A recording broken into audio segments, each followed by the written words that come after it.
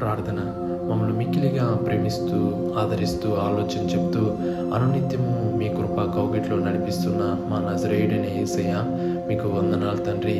గత వారమంతను చక్కగా నడిపించి మరొక వారంలో ఈ యొక్క మొదటి దినమున ఈ ఉదయకాలపు సమయమున ప్రార్థన పూర్వకంగా ఈ వారమును ఈ రోజును ప్రారంభించుకోవడానికి ఇచ్చిన గొప్ప అవకాశమును ధన్యతను బట్టి వేలాది వందనాలు తండ్రి.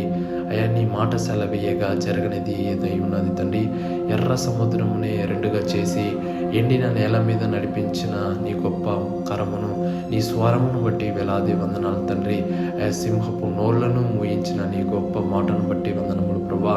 అయ్యా, నీ మాటలో సత్యమున్నది, నీ మాటలో జీవమున్నది ప్రభా. నీ మాట మాత్రము సెలవిస్తే చాలు తండ్రి, మా జీవితాలంతనూ మారిపోను ప్రభా.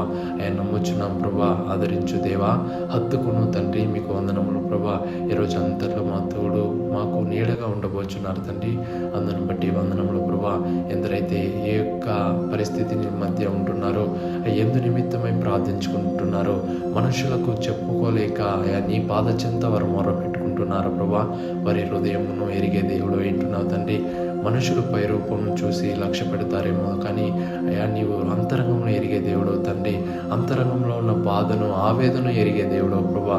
కొన్నిసార్లు మనుషులు అర్థం చేసుకోలేకపోవచ్చేమో, కానీ అద్భుతంగా అర్థం చేసుకుని ఆలోచన చెప్పి నడిపించే నజరేయుడైన యేసయ్య మాతో ఉన్నాడని ఎందరైతే విశ్వాసంతో మీ యందు ప్రార్థిస్తున్నారో వారి ప్రార్థన యావత్తుకు మీరు జవాబు దయచేయతండి.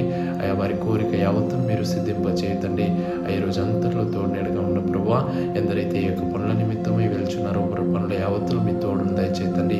ఎందరైతే జాబ్స్ చేసే చోట భారం కలిగి ఉంటున్నారో ప్రభా, వారికి మీరు సహాయంగా ఉండండి తండ్రి.